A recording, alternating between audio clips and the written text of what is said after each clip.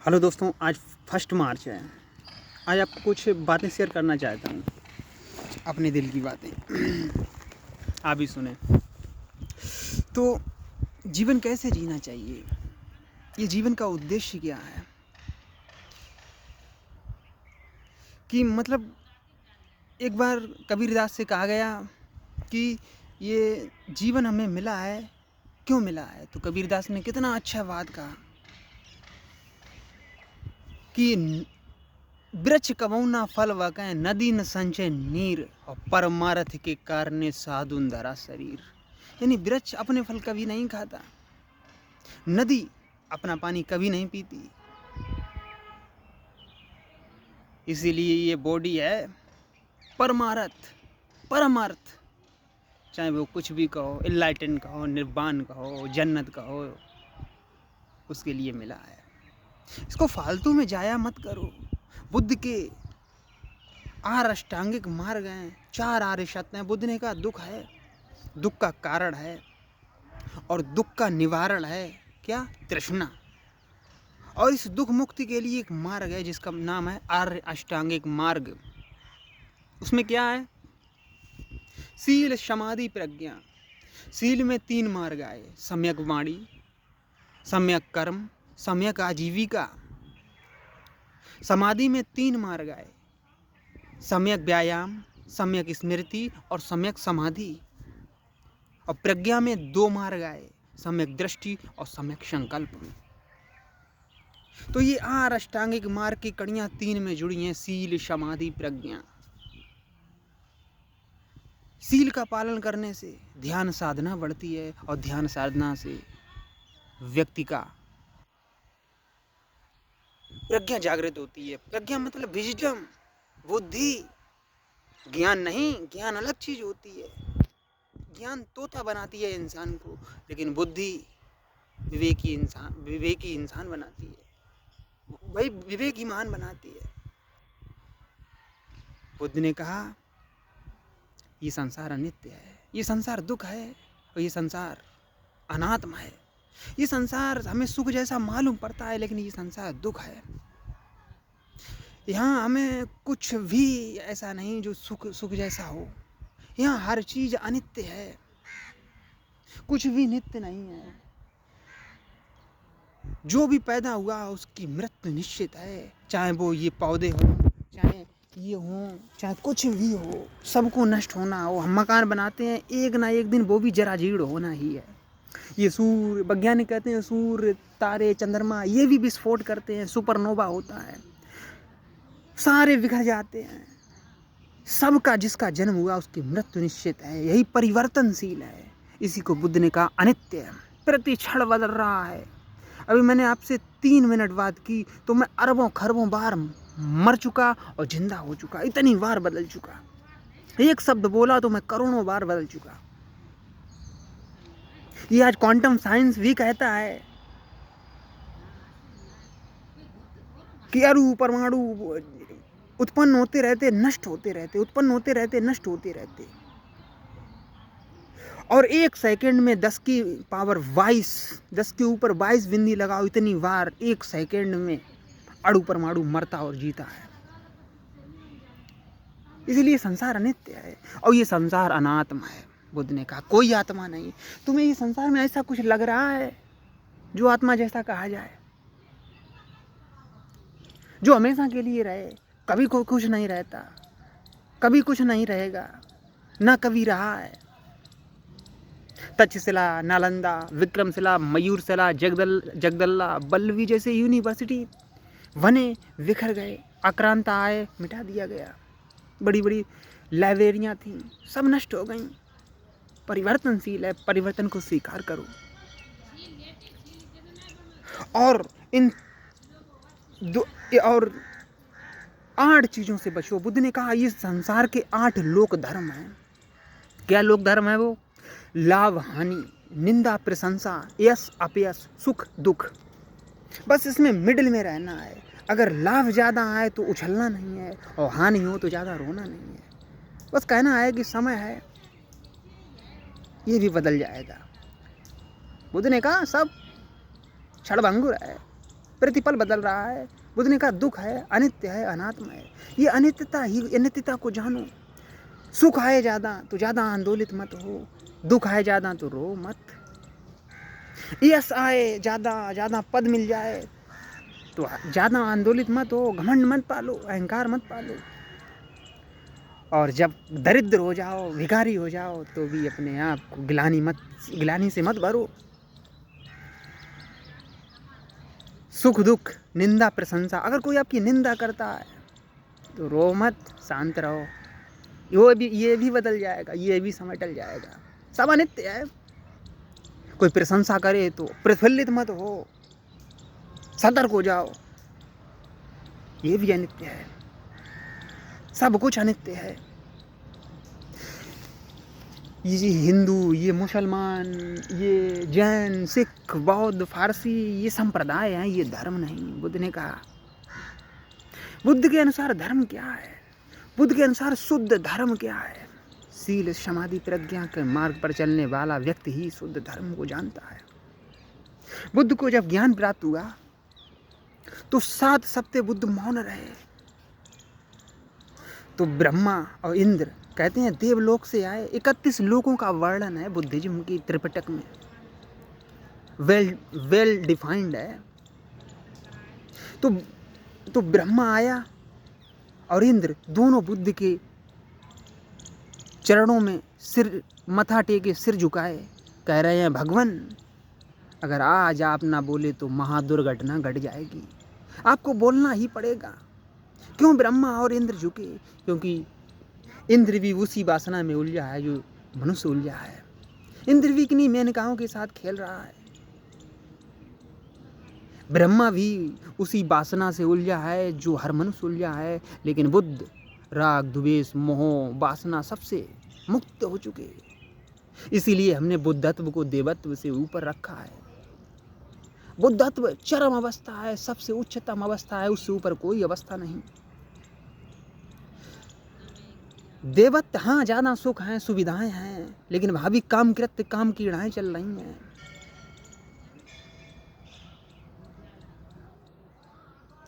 अपने आप को जानो, 8 लोक धर्मों से बचो, शून्य में विलीन करो और डेली ध्यान साधना की प्रैक्टिस करो, आनापान करो, विपासना करो, ध्यानों को अपनाओ अपने जीवन में। फिर मन तुम्हारे कब्जे में हो जाएगा। क्योंकि मन 5 इंद्रियों में टिका है, आँख, नाक, कान, त्वचा और जीवा। क्योंकि इसी से हम संसार को जानते हैं, स्पर्श करते हैं, देखते हैं, सुनते हैं और कुछ बोलते हैं, कुछ चखते हैं। फिर मन रिएक्ट करता है। जैसे तुम्हें उदाहरण दे रहे हैं, जैसे कि आपकी आँख है, आपने कोई एरोप्लेन देखा तो आँख का विषय ही है देखना। तो उसने देखा और जैसे ही देखा तो मन सक्रिय हो गया, अरे एरोप्लेन। और मन जब सक्रिय होगा तो मन बाड़ी पे उतरेगा तो कहेगा हाँ एरोप्लेन है। फिर बाड़ी शरीर पे उतरेगी, फिर तुम चाहोगे मैं भी बैठना चाहूँ एरोप्लेन में, अपने टचिंग शरीर पर उतरती। यही सब होता रहता है दुनिया में, यही रिएक्शन चलता रहता। ये रिएक्शन चैन जिस दिन टूट गई उस दिन बुद्धत्व को उपलब्ध हो जाओगे। राग द्वेष लोभ लाभ हानि इन सब से मुक्त हो जाओगे। अब धर्म और संप्रदाय की बात कर लें। संप्रदाय, कोई हिंदू है, कोई मुसलमान है, कोई जैन है। ये संप्रदाय और धर्म अलग अलग हैं बिल्कुल। धर्म को संप्रदाय नहीं कहा जा सकता और संप्रदाय को धर्म नहीं कहा जा सकता। शुद्ध धर्म बहुत अलग चीज है। संप्रदाय क्या है कि चोटी रखाओ, टोपी लगाओ, तिलक लगाओ, जनेऊ पहनो, ये करो वो करो, ये त्यौहार मनाओ, वो व्रत करो, वो उपवास करो, ये पंडित को दिखाओ, वो पंडित को दिखाओ, ये मुल्ला को दिखाओ, वो मौलवी को दिखाओ। ये संप्रदाय हैं, ये धर्म नहीं। धर्म क्या है? धर्म है करुणा, धर्म है प्रज्ञा, धर्म है समानता, धर्म है सद्भाव, धर्म है सद्गुण, धर्म है सम्मान, धर्म है सत्यनिष्ठा, धर्म है सहिष्णुता, धर्म है समता, धर्म है सर्वज्ञता, धर्म है बुद्धत्वता, धर्म है स्वयं को जानना, स्वयं को जानो।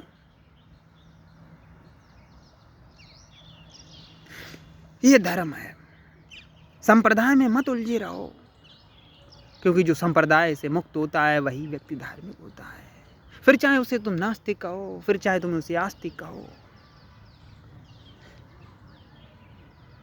बुद्ध ने 3 प्रकार की प्रज्ञाएं बताई। एक चिंतन प्रज्ञा, एक पहली है श्रुत प्रज्ञा, किसी से सुन लिया। फिर है चिंतन प्रज्ञा, फिर तुम चिंतन कर रहे हो। और फिर तीसरी है भावनामयी प्रज्ञा, फिर तुम अनुभव कर रहे हो। तो बुद्ध ने कहा चाहे हजारों करोड़ों चिंतन और श्रुत प्रज्ञा हो जाए, आपका कल्याण नहीं करेंगी जब तक आप भावनामय प्रज्ञा में नहीं उतरोगे। इसीलिए आपको ध्यान करना होगा। प्रेम करो। अगर हाँ आप किसी ईश्वर को मानते हो, कोई कहता है कि शादियां ऊपर वाला बनाता है। अगर ऊपर वाला बनाता तो धर्म नहीं देखता, जाति नहीं देखता, रुपए नहीं देखता, दौलत नहीं देखता। अगर जोड़ियां ऊपर वाला बनाता तो प्रेम देखता, मोहब्बत देखता। सारी शादियां, सारी जोड़ियां हम मनुष्य बनाते हैं और दोष उस ईश्वर से मर देते हैं कि 7 जन्म तक उस ईश्वर ने तुम्हारे लिए चुना है।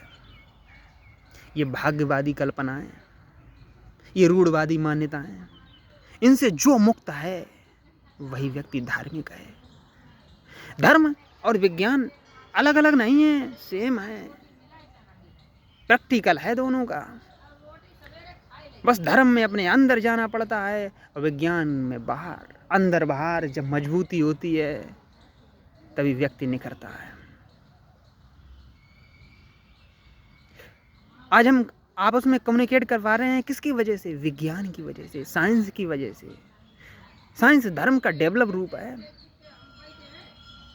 तभी तो आइंस्टीन ने कहा था कि विज्ञान के बिना धर्म लंगड़ा है और धर्म के बिना विज्ञान अंधा है। कैसे अंधा है? परमाणु बम की खोज हुई, हमने परमाणु हथियार बनाए और हिरोशिमा और नागासाकी पर गिराए। वो किसकी थ्योरी थी? Theory of relativity. उसी थ्योरी के अनुसार वो परमाणु बम बनाए गए। तो अल्बर्ट आइंस्टीन बहुत रोया। उसने कहा कि जिस चीज़ को हम अच्छे काम में यूज कर सकते थे, बिजली बना सकते थे, एनर्जी पैदा कर सकते थे, सोलर सिस्टम, इंडस्ट्री पैदा कर सकते थे, उसका गलत काम हो गया। हिरोशिमा नागासाकी में लाखों लोग मारे गए, अरबों लोग मारे गए, विश्व युद्ध हुए। किसकी वजह से? यही लाभ, हानि, निंदा, प्रशंसा, यश, अपयश, सुख दुख, इन्हीं की वजह से। और बुद्ध यही कहते हैं कि ये 8 लोक धर्मों से कभी भी सतर्क रहना। अगर ये तुम्हारे ऊपर हावी हो रहे हैं 8 लोक धर्म, सुख दुख, निंदा, प्रशंसा, यश, अपयश, लाभ, हानि, तो तुम मनुष्य नहीं हो। अभी मनुष्य बनो, धार्मिक बनो, सच्चे धार्मिक, थोथे धार्मिक नहीं। अपने मन को अपने बस में रखो। हाँ, अगर ईश्वर को ही मानना है तो अपने माँ में ईश्वर को देखो। इतना प्रेम करो माँ से, इतना कि प्रेम करो अपनी पत्नी से कि उस पत्नी में ही तुम्हें परमात्मा दिख जाए। वो जिंदा मूर्ति है। हम पत्थर की मूर्ति को तो पूजते हैं, हम जिंदाओं को तो भूल गए। हम सांप की पत्थर की प्रतिमा की पूजा करते हैं। गणेश, वो शंकर जी का कंठहार मान के, लेकिन जिंदा सांप मिल जाए तो हम उसके मारते हैं। हम पत्थर के चूहे की पूजा करते हैं गणेश की सवारी मानकर, लेकिन जिंदा चूहा मिल जाए तो उसको मार डालते हैं। हम पत्थर की गाय की पूजा करते हैं, शंकर जी के साथ वैल रहता है इसीलिए। लेकिन हम जिंदा गायों का क्या करते हैं, क्या हाल करते हैं। कितने बूचड़ खाने हैं, कितनी गायें काटी जाती हैं, कितनी गायें मारी जाती हैं। यहूदी गाय खाते हैं और हम कह रहे हैं अपने आप को धार्मिक। ये धर्म नहीं है। धर्म है खुद को जानो और 5 चीजों से बचो। किसी की हत्या मत करो, किसी की चोरी मत करो, चुगली मत करो, झूठ मत बोलो, व्यभिचार मत करो। व्यभिचार मतलब अगर छोटी कोई लड़की है तो उसको अपनी बहन देखो या बेटी देखो, बड़ी है तो उसको बहन देखो, और थोड़ी बूढ़ी है तो उसको माँ देखो। माँ बहन बेटी का रिश्ता शुद्धतम रिश्ता होता है, उसी की नज़र से देखो, तभी लोभ काम क्रोध वासना से मुक्त हो पाओगे और ध्यान में रमे रहो। खूब प्रेम करो, इतना प्रेम करो कि वो व्यक्ति तुम्हें परमात्मा से कम ना लगे। तुम जिंदा मूर्ति हो, क्यों पत्थरों की मूर्तियां पूज रहे? जिंदा मूर्तियों की पूजा करो, जिंदा लोगों का सम्मान करो। पिता को जिंदगी भर पूछा नहीं, मरते वक्त हम उसकी मालाएं लाते हैं, धूप दीप जलाते हैं, और जीवन भर पिता को हम गालियां देते रहे जब जिंदा था। उससे प्रेम से दो शब्द ना कहे, ना कभी प्रेम से उसको गले मिले। अरे माँ बाप कोई परमात्मा मान लो। परमात्मा के 4 लक्षण होते हैं, परमात्मा के 4 लक्षण होते हैं, ब्रह्म के 4 लक्षण होते हैं जो हर माँ बाप में होते हैं। पहला है मैत्री, माँ बाप से ज़्यादा मैत्री कोई बच्चे के लिए नहीं कर सकता। दूसरी है मुदिता, जब बच्चे कुछ बड़ा काम करते हैं तो माँ बाप से ज़्यादा खुशी मुदित कोई नहीं होता। तीसरा है उपेक्षा, चाहे बच्चा कितना ही गलत क्यों ना कर दे, माँ बाप उपेक्षा कर देते हैं, उसे माफ़ कर देते हैं। चौथा है करुणा, माँ बाप से ज़्यादा करुणा बच्चे की कोई नहीं कर सकता। अगर एक किडनी तुम्हारी खराब है तो माँ बाप अपनी किडनी निकाल के तुम्हारे डलवा देंगे। ये है माँ बाप, इसलिए माँ बाप को भगवान मानो, माँ बाप को भगवान जानो। फिर जीवन स्वर्ग ना बन जाए तो कहना। क्यों खोजते हो मंदिर मस्जिद चर्चालय गिरजाघरों में ईश्वरों को खोजना है तो मनुष्य में खोजो। विवेकानंद कहते हैं, मैं उस ईश्वर की पूजा करता हूँ जो मनुष्यों में बसता है। इंसानियत को पहचानो, किसी से नफरत मत करो, किसी से राग मत करो, किसी से द्वेष मत करो, फिर ये संसार स्वर्ग जैसा लगेगा। इस संसार में ऐसी भी कुछ भी चीज़ नहीं है जो कार्य कारण सिद्धांत से ना जुड़ी हो। हर कार्य के पीछे एक कारण है। कोई पौधा जन्म लेता है तो उसका कारण है बीज। कोई वृक्ष बड़ा होता है उसका कारण है बीज जरूर पड़ा होगा तब वो पौधा बना होगा। पौधे से वो धीरे धीरे पानी मिली होगी, धूप मिली होगी, छाई मिली होगी, बरसात हुई होगी, गड़गड़ाहट बादलों की हुई होगी, तब वो वृक्ष बना। मेरे पीछे देखो पीपल का वृक्ष। इसी के समझ बुद्ध ने संबोधि को प्राप्त किया था। संबोधि परम घटना है, बुद्धत्व देवत्व से बड़ी घटना है। बुद्ध को पहचानो, बुद्ध को जानो। ये भारत बुद्ध को नहीं जान पाया, इसीलिए ये भारत का बड़ा दुर्भाग्य है। भारत सोने की चिड़िया बुद्ध काल में रहा, जहाँ हजारों यूनिवर्सिटियाँ थीं, जब विदेशों से लाखों छात्र पढ़ने आते थे। आज हम विदेश जा रहे हैं और बहुत गौरवान्वित महसूस कर रहे हैं कि मैं अमेरिका से पढ़ा, मैं लंदन से पढ़ा, मैं न्यूयॉर्क से पढ़ा, मैं फ्रांस से पढ़ा।